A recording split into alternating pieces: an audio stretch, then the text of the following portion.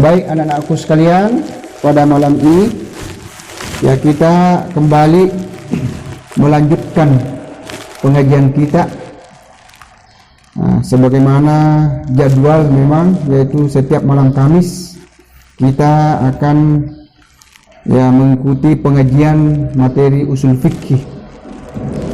Ya, setiap malam Kamis itu memang jadwalnya usul fikih. Ya, pada malam ini ya kita akan membahas tentang kaidah-kaidah fikih.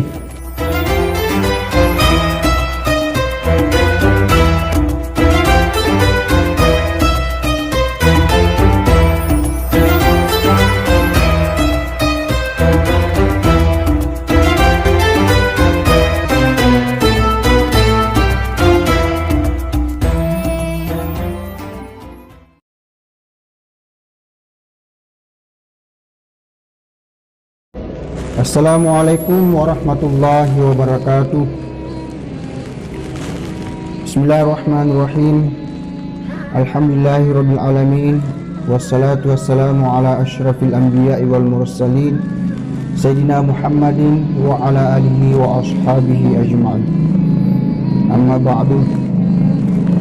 Anak-anakku sekalian, pada kesempatan ini kita kembali bertemu lewat pengajian kita ini, yang mana materi kita setiap malam Kamis kita akan melanjutkan pengajian kita. Insyaallah pada malam ini anak-anakku sekalian kita akan membahas tentang kaidah ke-11, yaitu al-masyaqqatu tajlibut taysir. Jadi pelajaran kita pada malam ini terkait dengan kaidah ke-11, yaitu terkait dengan masalah kemudahan-kemudahan. Bila ada kesulitan pasti ada kemudahan. Jadi kaidah ini yaitu al-masyaqqatu tajlibut taysir. Artinya al-masyaqqatu tajlibut taysir yaitu kesulitan dapat menarik kemudahan. Artinya ketika ada kesulitan itu ya ada solusi, ada kemudahan-kemudahan. Kita lihat di sini guru besar kita memberikan beberapa contoh. Jadi baik al-amtsilah, artinya beberapa contoh. Minha, diantaranya contoh pertama yaitu iza syaqqa alaihil qiyam. Jadi coba diperhatikan ya, termasuk barisnya artinya juga dan harus dipahami. Iza syaqqa alaihil qiyamu, jika sulit seseorang berdiri, jadi jika seseorang itu sulit berdiri fil fardi, dalam melaksanakan salat fardu, bagaimana? Yajuzu lahul qu'ud, maka boleh bagi orang itu duduk. Jadi ketika seseorang sulit untuk melaksanakan salat secara berdiri sempurna karena mungkin sakit, maka ya agama memberikan kemudahan. Karena ada kesulitan untuk berdiri karena faktor penyakit, apakah karena sakit sekali lututnya tidak bisa berdiri, maka boleh duduk. Nah, itulah kemudahannya. Artinya tidak mampu berdiri, silakan duduk. Wa kadzalika idza syaqqa alaihil qu'udu, demikian juga ketika sulit untuk duduk. Jadi sulit melaksanakan salat dalam keadaan duduk, maka bagaimana? Menurut guru besar kita di sini, ya shalla mudtaji'an, maka boleh salat dalam keadaan baring. Ya. Inilah kemudahan-kemudahannya. Jadi ketika kita tidak mampu berdiri melakukan salat karena adanya adanya kesulitan karena sakit, maka boleh duduk. Begitu juga kalau tidak mampu duduk, ya boleh dalam keadaan baring melaksanakan sholat. Artinya apa? Apa yang perlu kita pahami di sini, bahwa begitu pentingnya sholat. Ketika tidak mampu melaksanakan dalam keadaan berdiri, maka agama memberikan kelonggaran untuk bisa dilaksanakan dalam keadaan duduk. Begitu juga kalau tidak mampu duduk, melaksanakan dalam keadaan duduk, maka bisa juga dalam keadaan baring. Artinya bahwa tidak boleh sama sekali itu ditinggalkan sholat fardu. Begitu pentingnya. Memang sudah ditegaskan dalam Quran, aqimus shalah. Artinya dirikanlah salat. Kalimat ini adalah kalimat perintah. Ya, aqim. Dirikan artinya perintah wajib hukumnya.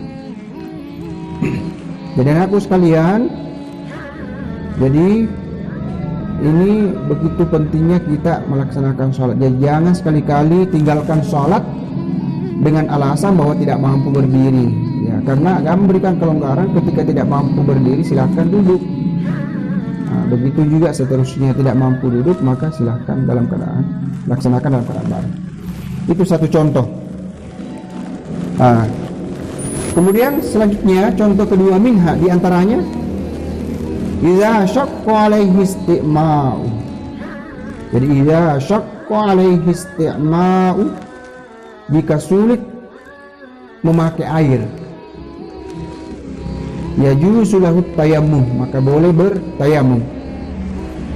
Artinya ketika kita mau salat pasti kita harus berwudu. Berwudu itu tentu syaratnya pakai air. Tapi karena tidak mampu mendapatkan air atau sulit mendapatkan air karena berada di suatu tempat yang memang sulit air, atau memang dalam keadaan bepergian, tidak mendapatkan air, tiba waktunya sholat, maka ada solusi, ada kemudahan, ya yusulahu tayammum, maka boleh bertayamum. Jadi ketika tidak mendapatkan air atau sulit mendapatkan air, atau ada tapi tidak cukup untuk dipakai berwudu, maka boleh melaksanakan sholat itu dalam keadaan bertayamum. Begitu agama memberikan kemudahan-kemudahan atau kelonggaran terkait dengan ibadah-ibadah wajib. Artinya bahwa ibadah wajib itu sama sekali tidak boleh kita tinggalkan, apapun alasannya. Karena kenapa? Ketika ada uzur, ada alasan-alasan, itu ada solusi juga. Seperti yang telah dijelaskan tadi, termasuk sholat tidak mampu berdiri, silakan duduk. Duduk pun tidak mampu, silakan lakukan atau laksanakan dalam keadaan baring. Begitu juga ketika kita mau berwudu, karena kita mau salat, kita mau berwudu, sulit mendapatkan air, tidak ada air, atau ada tapi sangat sedikit sekali, hanya untuk konsumsi, untuk diminum saja. Mungkin ini dalam keadaan, kalau contohnya seperti dalam perjalanan yang jauh musafir, persediaan airnya hanya untuk air minum tok saja, 1 gelas 2 gelas, tidak cukup untuk dipakai berwudu, maka itu boleh boleh bertayamum. Agama memberikan kelonggaran dengan solusi dengan adanya bisa kita melakukan tayamum. Itu yang kedua. Minha, contoh lagi. Ini contoh ketiga. Idza asira alaihi tirasun najasah. Idza asira. Apa itu asira? Sulit. Jadi masih katanya dengan kesulitan-kesulitan ini, masyakkah. Idza asira alaihi tirasun najasah. Jika sulit. Apa ihtiras itu? Artinya menghindar atau mengawasi an-najasa, najis. Idza asira alaihi tirasun najasa, jika sulit mengawasi atau menghindari yang namanya najis. Maksudnya sulit mengawasi tidak terkena najis. Bagaimana? Ya, ta'fu anhu bisa juga dibaca tu'fa anhu. Bagaimana dimaafkan? Maka itu dimaafkan. Dimaafkan. Pemanya, contohnya ini, ya, kadamil quruh, seperti darah bisul, ya, atau darah puru-puru itu ya, puru-puru ternyata puru-puru juga itu, ya, orang Bugis mengatakan puru-puru, ternyata juga puru-puru itu sudah masuk bahasa Melayu itu, puru-puru, artinya ya, biasanya itu ada puru-puru itu, kalau puru-puru kena puru-puru kan itu biasa ada sedikit darah sedikit, biasa pecah karau tapi betul, cek dek,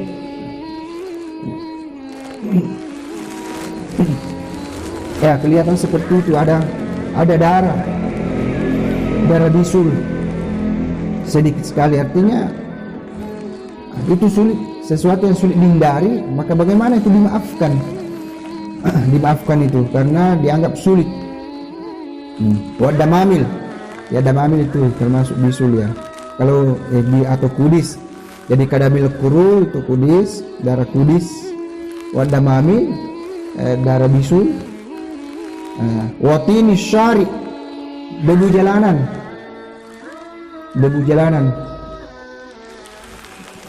Ya, debu jalanan itu, kalau debu itu kan bisa kita katakan bahwa tidak ada jaminan bahwa itu tidak bercampur dengan najis.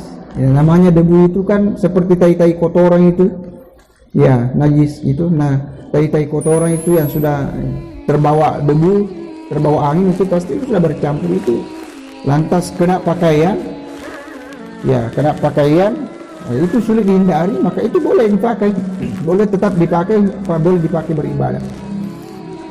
Sama itu anak-anakku sekalian, seperti celana kita ini, kalau kita mau ya konsisten sebenarnya, celana yang kita pakai ini, ya, gimana? Kalau kita mau salat semestinya kita buka, lepaskan, kita ambil pakaian yang bersih betul. Kalau kita mau salat, ya, tapi bisakah kira-kira kalau kita umpamanya agak sulit, pasti sulit selalu mengganti pakaian, ya, namanya kalau kita di kelas, kita mau pulang lagi, kalau kita mau salat pulang lagi ke asrama ambil pakaian atau ambil sarung, nah, tentu agak sulit karena debu itu adalah dianggap ya debu yang sulit untuk dihindari, maka itu boleh kita pakai salat. Sebenarnya ya kalau kita mau yang sebenarnya tidak boleh, tapi agak ada kesulitan untuk selalu mengganti pakaian. Nah, sementara itu debunya adalah debu yang dimaafkan, maka itu boleh kita. Sama juga ini Pak, celana kita yang kita pakai bekerja, kita pakai sekolah, ya kan pasti rentang waktu antara waktu salat itu kita pernah masuk di WC, kita buang air kecil. Nah, percikan-percikan itu walaupun kita berusaha menghindari, bagaimana percikan itu tidak sampai kena pakaian kita, ya, tapi ya tidak ada juga jaminan bahwa tidak ada percikan walaupun sedikit. Tapi kesemuanya itu ya ta'fu anhu atau tu'fa anhu, dimaafkan, artinya tetap boleh dilaksanakan sholat.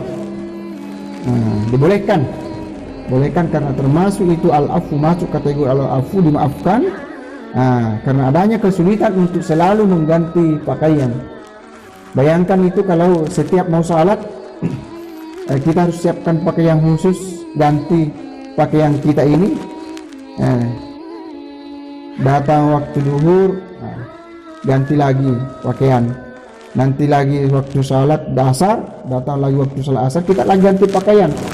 Kenapa? Karena ya pakaian kita pakai ini jalan naik motor apa segala macam atau pernah masuk di desa itu kan pasti ya sulit menghindari yang namanya najis, tapi najis yang dimaafkan.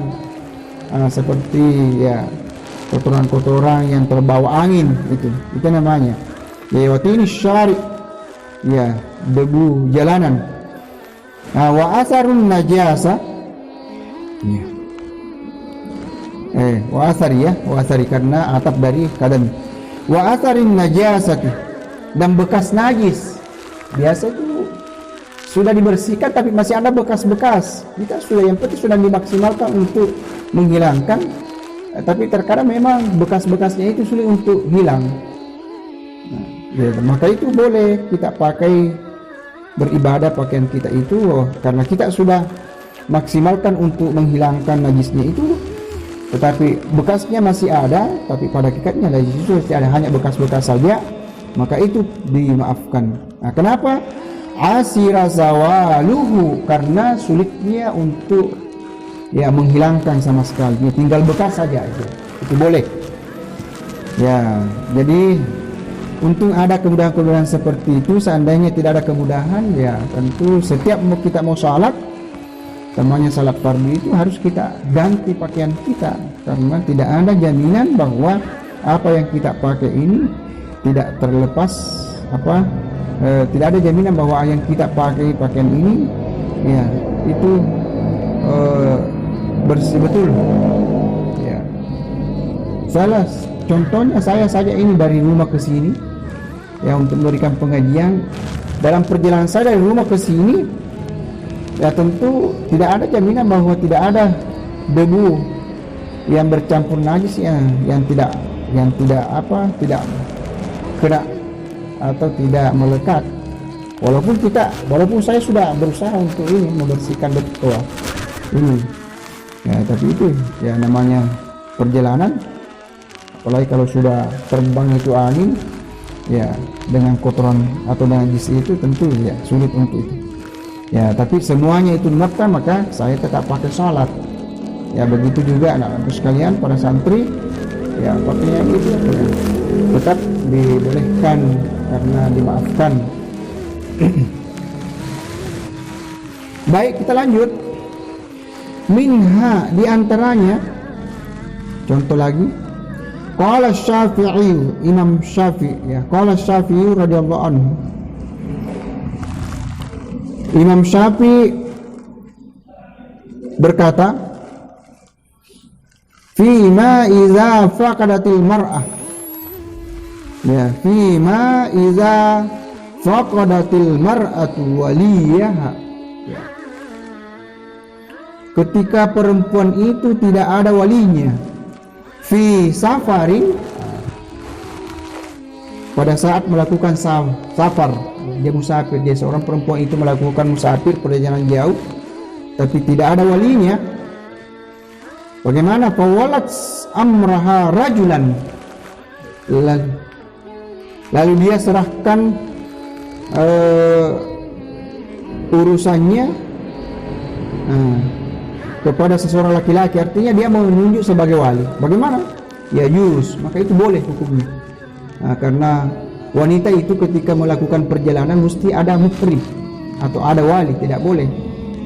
Itu tidak sama kalau laki-laki. Kalau wanita itu ketika melakukan perjalanan maka harus ada walinya, itu waktunya ada pelindung. Namanya perempuan itu tentu ada fitnah ketika melakukan perjalanan. Taruh contoh ini, wanita yang mau ke tanah suci itu melaksanakan ibadah haji, kemudian melaksanakan haji, mesti ada muhrimnya namanya wali. Karena siapa yang bertanggung jawab? Harus ada yang bertanggung jawab, harus ada muhrimnya. Karena wanita itu rentan dengan fitnah ketika dia berjalan sendiri. Jadi ketika ada wali, tentu dia terhindar dari fitnah. Inilah, jadi ketika seorang perempuan itu melakukan perjalanan panjang, perjalanan jauh atau musafir, maka dia harus menunjuk satu orang laki-laki sebagai walinya, walaupun tidak ada hubungan darah, tidak ada hubungan nasab, karena demi terhindarnya daripada fitnah. Jadi dia yang bertanggung jawab, laki-laki itu yang ditunjuk sebagai walinya, maka dia yang bertanggung jawab dalam perjalanannya, sehingga apapun yang terjadi maka ada laki-laki yang menjadi walinya yang bertanggung jawab terhadap segala sesuatunya. Jadi dikatakan oleh guru besar kita, ya yus, boleh. Boleh. Jadi boleh hukumnya seorang wanita menunjuk seorang laki-laki sebagai walinya ketika melakukan perjalanan. Baik anakku sekalian, saya kira sampai di sini pengajian kita, insyaallah. Minggu depan kita akan lagi lanjutkan.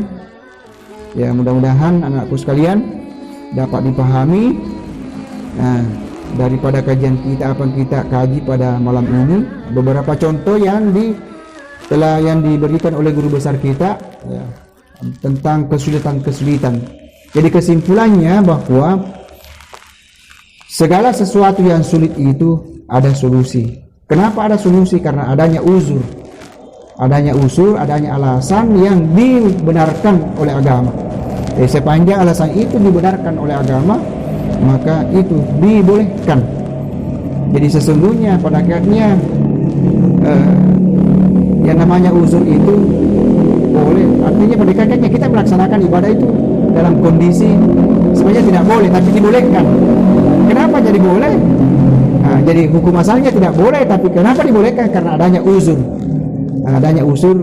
Alasan-alasan yang dibenarkan oleh agama. Jadi sepanjang dibenarkan oleh agama, maka itu boleh. Seperti tadi contoh-contoh yang telah dijelaskan. Ya, baik. Mudah-mudahan dapat dipahami, insyaallah. Ya, kita akan tutup pengajian kita pada malam ini dengan bersama-sama membaca doa. Amin. Bismillahirrahmanirrahim. Alhamdulillahirabbil alamin. Wassallallahu ala Muhammadin wa alihi wasallam. Allahumma rabbana taqabbal minna innaka antas samiul alim wa tub alaina innaka antat tawwabur rahim. Allahumma ja'al jam'ana hadza jam'an mubaraka wa tafarruqana min ba'di tafarruqan ma'suma. Allahumma nawwir qulubana binuri hidayatika kama nawwarakal arda binuri syamsika abada. Rabbana atina min ladunka rahmah wa hayyi lana min amrina rashada. Rabbana atina fid dunya hasanah wa fil akhirati hasanah wa qina azabannar. Subhana rabbika rabbil izzati amma yasifun wa salamun alal mursalin walhamdulillahi rabbil alamin. Al-Fatihah. Bismillahirrahmanirrahim. Alhamdulillahi rabbil alamin. Iyyaka na'budu wa iyyaka nasta'in. Shiratal mustaqim. Shiratal ladzina an'amta 'alaihim. Sekian, assalamualaikum warahmatullahi wabarakatuh.